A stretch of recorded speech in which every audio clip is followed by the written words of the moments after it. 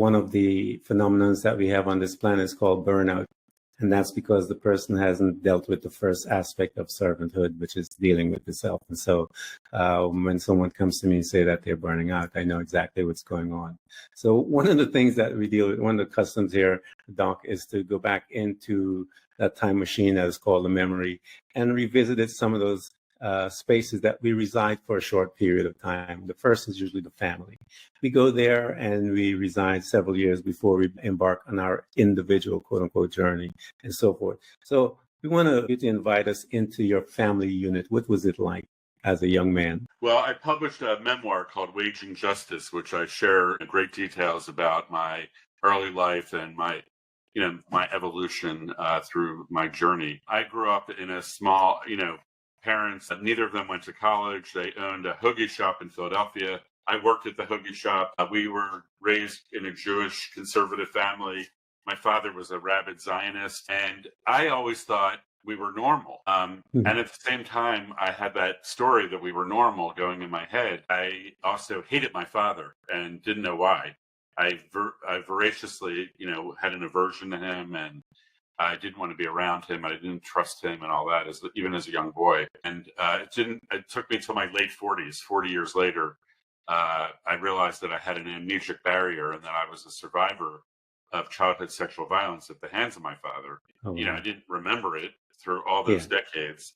I knew there was something, I knew that I had this inner anger, and I knew that I was plagued by an inner dragon that was very tough on me. That struggle that I had about inside of me because of that trauma and not knowing about it actually, put me on a healing path. So I began an inquiry into how can I be happy? How can I serve? Yeah. How can I work on myself? So I started really doing that kind of work in my teens and deepened it in my 20s, 30s, and throughout my life. And so I still do that to this day. Have spiritual practices and practices that help me generate myself to be my highest self. So the early childhood trauma put me on that healing journey for myself. And I've done every modality I think out there. I've done a lot to get to where I am now. Yeah, I tell people, I try to encourage them that pain, that trauma, when you're young, it is a traumatizing situation. Then as you get older and you're coming face to face with it, it becomes one of your superpowers that you're able to reach back. It guides you into your process of finding who you are and healing and all of that stuff. And then you're able to reach back and comfort someone that has been afflicted by that same trauma. And so it will be used, I tell people all the time, it will be used again and again to assist others to come through their trauma. So realize at some point that if you allow the fullness of your exploration and your journey to come to pass, trauma will be utilized for a good in this planet. So just keep moving. Yeah, that's a really great point. Thank you for saying that. If I could just share quickly, what happened for me was that when I found this all out and as I was in my healing journey at that moment, I made a commitment to do whatever I could to prevent other children from going through what I went through. And I do advocacy, campaigning, and movement building. That's my gift in the world. And so the thing about it was I made a commitment that I was going to do that. And then now I'm still living into that commitment. So I've been involved in setting up Keep Kids Safe, which is a U.S. movement to end childhood sexual violence. The Brave movement, I was a founder of that. I just say this so that people understand that advocacy and campaigning and movement building is a healing modality. By taking a stand based on your lived experience, it actually is empowering, and it pulls you out of, it can pull you out of despair because you're actually serving, to your earlier point. So it's a form of service. I just want to make that clear. Yeah, it changes and brings you into a different state when you become a servant. It helps you to navigate from whatever depression or whatever mind state that you're in. Exactly. So here you are, Doc, this teenager, kind of aware of some trauma, and you're heading towards, and you made some internal commitment that you will assist those that are going through As you have that internal compass in you and you're heading towards college, which college did you pick and which field did you pick it? Yeah, did you pick to get to begin that journey? Yeah, I went to Muhlenberg College in Allentown, Pennsylvania, and I went there because it was a very strong pre-med program. I was a biology major, and I really focused, by my third year, I was hyper-focused on biochemistry, which is the interaction between the chemicals in our body and our physical structure. And through that, I then, was accepted to go to medical school. And during medical school, I realized that I really didn't want to be a clinical doctor. It's like I went through a bit of a crisis. I thought differently about problems, and I had suppressed my squeamishness with blood and body fluids and bad odors and stuff. And I realized I really didn't want to do that because I am squeamish and I'm colorblind and red-green colorblind. And so I can't see rashes on dark-skinned people. And when you're in surgery, I couldn't differentiate different body parts, because they all looked gray and like a big mush. The colors were all, blurred to me. Anyway, so then I found public health and preventive medicine, which was a way of looking at the health of the population and looking at how do you understand the risk factors for disease and how do you prevent disease. And so that's the path that I pursued. I went to Johns Hopkins University and I did a preventive medicine residency. I got a master's in public health. And from that, I really focused on child health and child survival. My first job was really focusing on global polio eradication. We had been trained at Hopkins from the folks that eradicated smallpox. So they were like, we have a technology, how do we get it to global scale? And so then, I go, oh, wow, that's me. That's the kind of challenge that I want to take on. And so my first gig after that was like the disease at that time that we were trying to eradicate was polio. So I spent time in Latin America doing that. And then I got called to Africa as a young professional. And I really was keen to, I don't know why I was drawn to go to Africa. It was where at that time the suffering was the greatest. The child health statistics were the worst. So I ended up focusing and traveling all around and working in many African countries. And then I lived in Zambia in Southern Africa for 4 years in the late 90s.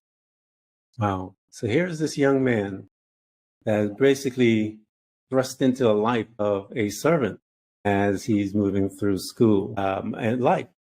Basically graduated and he's just moving through life and he's in that realm of servant, going to people that are not capable of giving back, if you will. How was that affecting you? Yeah, I mean, I think I identified myself as a healer as I went through medical school. I loved being in that role as a healing servant, helping people navigate the healthcare system and making sure they got the best care. I just got frustrated because I thought that the system was not always looking out for the best interests of the patients. I felt like the incentives were for the physicians and the insurance companies for you to get more procedures done. I called it scoping for dollars, get more scopes done, more procedures done. And that's how the system made money. And I saw that very quickly in my medical training. And I was just like, that didn't feel right to me. And I also felt like the whole system was oriented towards end stage care and managing chronic diseases. And I kept asking the question, like, why don't we do more to focus on well-being and prevention? Why am I here treating a lung cancer patient who smoked 3 packs a day for 30 years? Why don't we get them to stop smoking, and, things like that. So I was a little bit lost because I was alone. No one else in my whole environment thought that way. And so I was so grateful that I got involved with student politics and student organizations and had a lot of joy doing that. And then I got to travel and go to conferences all over the country, medical student conferences. And I was able to break out of like the standard pathway. I found out about public health and preventive medicine, which is a very uncommon pathway for physicians to pursue that at that time. Now it's become much more common and vogue. But yeah, so it was me going from serving the individual. The leap that I had to do, like kind of in my heart, was that, okay, there's different ways of serving. I can serve one-on-one. I could see you as my patient or anyone. And I did enjoy that. And I do like connecting with people at that level. Or I have to give that up and I'm going to serve at the population level. And that's what I ended up doing. And I wanted to have a family, and I felt like I couldn't do everything. So I gave up clinical medicine and went into public policy and advocacy. And I don't regret that for a minute, although it was a difficult thing to do at that time. So, I tell people one of the enemies of healthcare is the business of healthcare. Many doctors would. Yeah, I've seen, because I came from healthcare as well, and the business of healthcare can be something else. It can and it does erodes one's soul, I guess. That's what it did to me, Doc. And the bureaucracy was so big, and you're trying to figure out how to interject some common sense, I guess, if you will.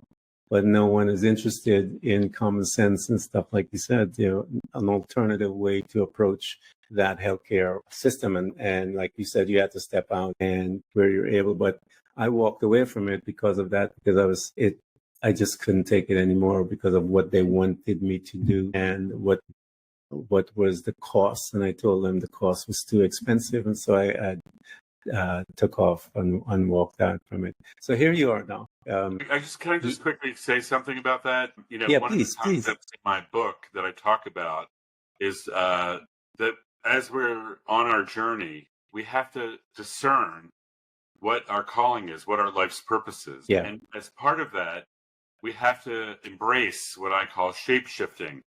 We have to experiment with, I'm going to experiment with serving in this way. And then we get to a point where our internal compass says, no, we're misaligned with how we're serving, like the example you just gave. And then we have to find alternative pathways to serve. And shape shift. We have to maybe change things. And I know I struggled with that, and I didn't get support for that. And I want to just offer you and your listeners that is good news, that it's a healthy thing to shape shift. It's a part of our journey.